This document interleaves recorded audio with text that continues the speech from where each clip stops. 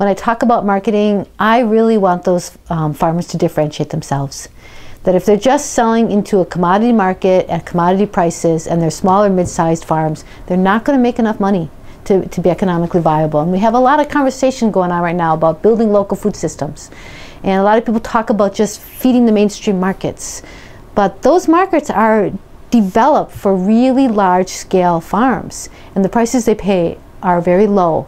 And so farms have to really find ways to differentiate themselves and add value to their product so that they are going to be economically viable when they enter the market. And there's many types of marketing. It's real important that the strengths of the farm are really tapped. And every farm's a little different. The type of soils, the strengths of the people, their interests, their passions, the things that are developed in that market, whether there's certain ethnic foods that are desired. And then matching that all together, it's really a unique synthesis each farm has. And tapping that strength is crucial to that marketing. Looking at who the customer is. What do they value? Will they pay a premium for convenience?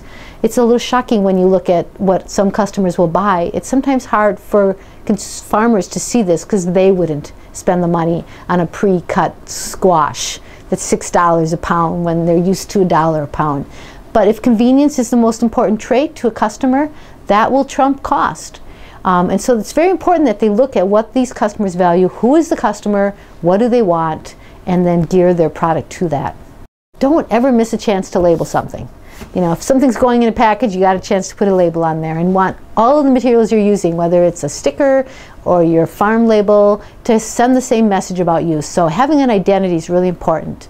Understanding who that customer is. Are you an artisan farmer really selling high-end artisan products? Are you more of a mainstream type foods that many people will eat? And then building that image around that product line so that people really relate to you and they differentiate you then with that product and ask for it by name. Because what we really wanted to do was see what do they need, and if we can really satisfy their needs, we become indispensable to them. And that really creates this level of commitment that selling volume at Walmart prices just isn't going to cut it for a small farmer. They need that level of commitment to ride them through the ups and downs that they're going to face as farmers. You know, the hail, the drought, that's all going to happen. But you don't want your market to be a risk. And you can't do a lot to stop hail. You can adjust what you grow and how you're going to be vulnerable to the hail, but you can do something about your market. It should not be one of your major risk areas. Their personal story is really important now.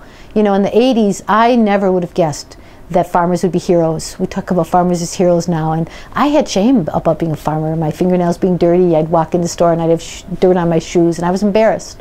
So I never would have guessed this. But the customer nowadays, many of them really want a relationship with that farmer. They want a connection with that relationship with the life process, which is what food growing is all about. And so that's become really quite sexy for farmers to be able to sell that story.